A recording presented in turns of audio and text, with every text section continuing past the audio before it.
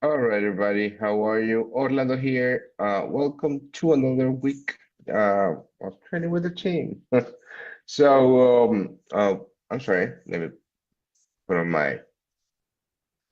my camera. Today we're going to talk about the U.S. dollar, Japanese yen, and gold. Pretty much all that I trade. And we're going to see what's going on for next week. Now, it's been a while since I've looked at the charts. I mean, I didn't trade at all the past week, but I'm back now, full schedule. We're going to have a look at gold first. We're going to start with the hourly chart. Ton of levels here. I mean, these are not actually levels. I think we're at all-time highs now at gold, if I'm not mistaken. No, not quite yet. So on the daily, that's very, very curious. Um, the levels we are on. So we're going to do a top-down analysis in this market, and we're going to see what's going on, right? All-time highs in gold is at a very particular level now. Yeah, actually, let's zoom in on the daily. Yeah, I'm gonna zoom out a little bit. So we are zoomed in on the daily. As you can see here, all-time highs, we have it right here. And the correct exact level of all-time highs is, if I'm not mistaken, 34, what? Or 3,500. 3,500, 3,500. So we are quite about 500 pips from all-time highs. We are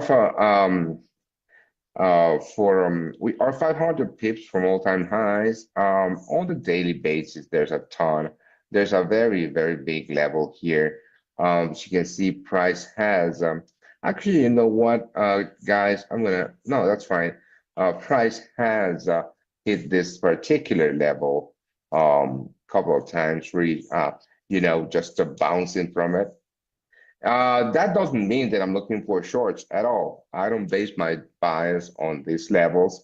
But again, what I'm looking for is just because, I mean, just now I'm going to zoom in because this is quite exciting for me, actually. So if we go here and we take the high of this week, right? If we take the high of this week, which is that 34.50, 34.51 level. That would be the top, right? The top of the range. So we are going to draw that range, actually. Let's draw that range. Let me just, change the color here to a dark blue and just thicken it right there. That's much better. Won't you agree, guys? And we're going to draw another one at the bottom of the candles, right? So that's the entire range on which price has been bouncing from. You can see it here at the right, at the left of my screen. Here, very, very noticeable. And then right now we are closed above this week. So this is interesting. I'm going to use this week right here. So we close above this week. And when I say week, I don't mean like a Monday, Tuesday, Thursday week, but a candle week, which is the bottom week or the up week of the candle. Do not mistake that. I feel like I shouldn't have to specify, but again, I do because English is not my first language. So this daily candle right here closed above that week, but failed to close above the external point of the range. Interesting. That's the first very interesting thing that I'm looking for. Now, if we go to the 1 hour chart, we're going to stay on the 1 hour chart. With the blue lines being that overall range, right? And I am going to use, horizontal lines like this one, I said, this red line, which is the previous day high, right? Or this previous week's high, right? The previous week low, which should go to the weekly chart goal, but it really doesn't matter. What I'm interested in is this. This is at Friday's high. This is last week's high, and this is the level that I am looking for. See how that candle did close above the external? Remember, on the daily, that daily candle did not close above the external side of the range. But if we go to the hourly chart, you can see that we had a 1 hour close, but then price dipped below. So what are we going to do here? Well, I'm just going to look for my possible scenarios, right?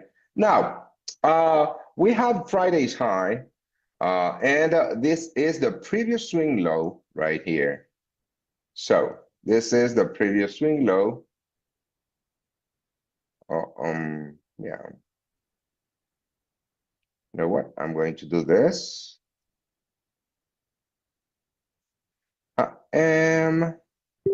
All right, so this is the previous, it doesn't matter if it's a little bit, not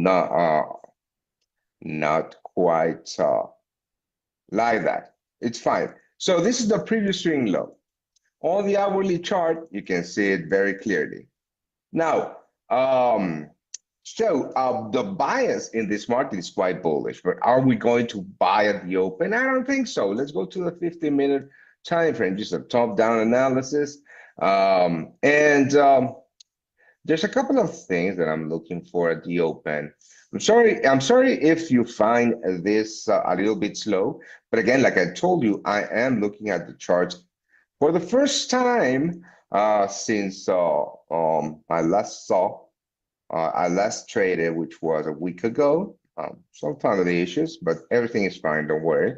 So what I'm looking for, possibly for longs, that would be very good if we could open lower, right, and liquidate this low just to come with a V-shaped recovery of some sort to attack those highs. That would be my preferred scenario long for gold. That would be amazing because I would be trading with a trend, right?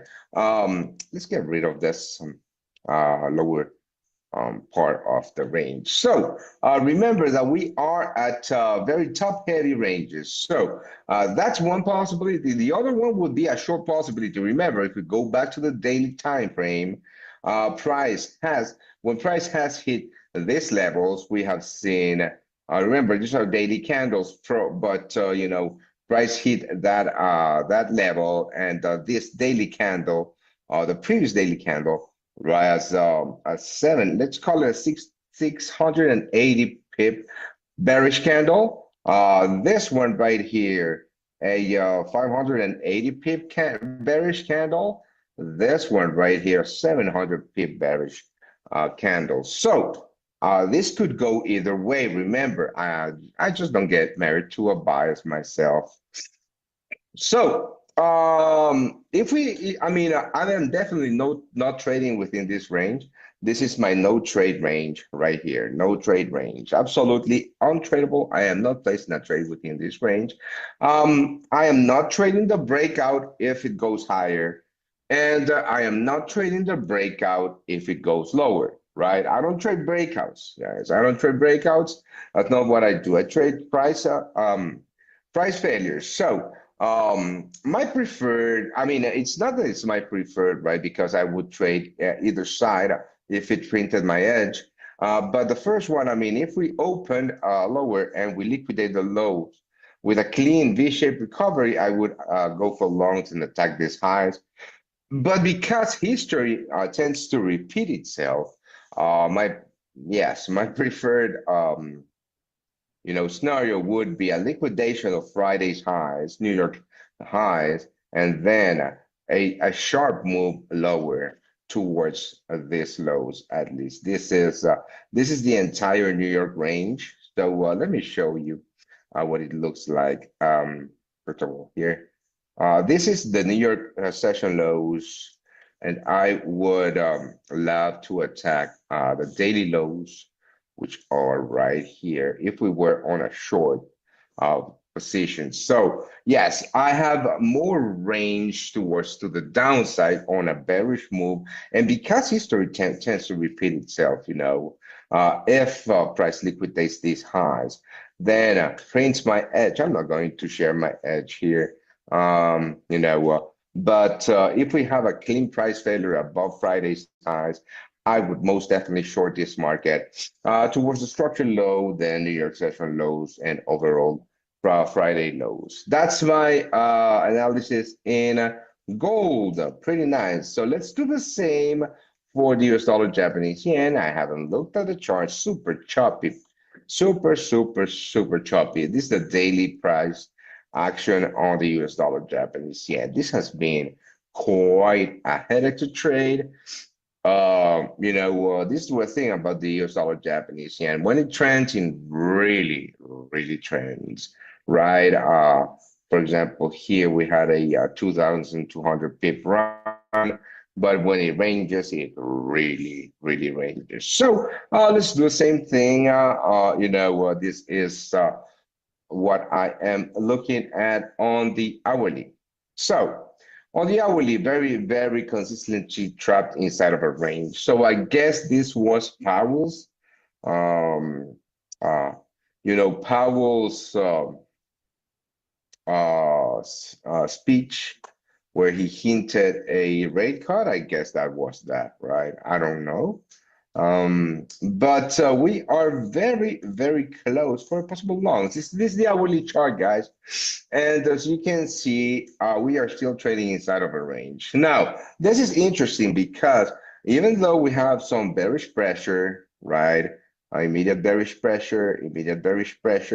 There's absolutely on this time frame, absolutely no trade at all, right? So there's two particular levels that I would be interested in trading, and that, my friends, is this is Friday's high. This is absolutely a beautiful level. This is Friday's high. This is Friday's low right here. So this is Friday's low. Apparently it was here. So this is Friday's low. There we go. So this is what it looks like on the hourly. We have a Friday's high. It's not quite straight. It doesn't matter. Not everybody is. So this Friday's high, this Friday's low. Quite interesting on the bullish side of this market. So why am I saying that? Because not only we do have Friday's, previous day's high, previous day's low right here, but we also have the ranges low. Remember, let me zoom in for you. We have that particular Powell candle. And when I say Powell, I mean Jerome Powell candle, not power, like, strength candle.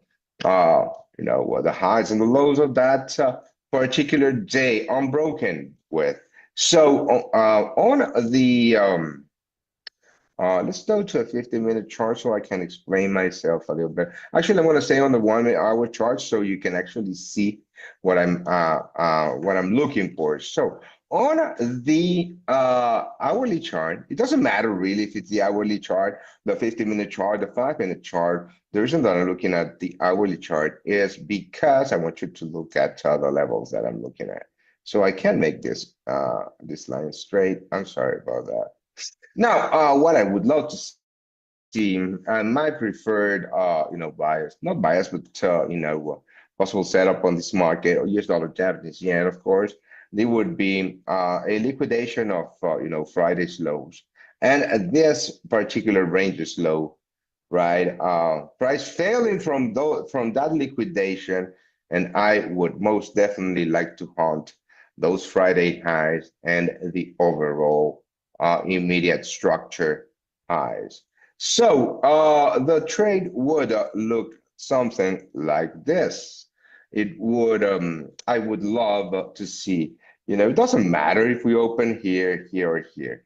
It really doesn't matter, right? What I would want to see is price liquidating those Fridays, lows,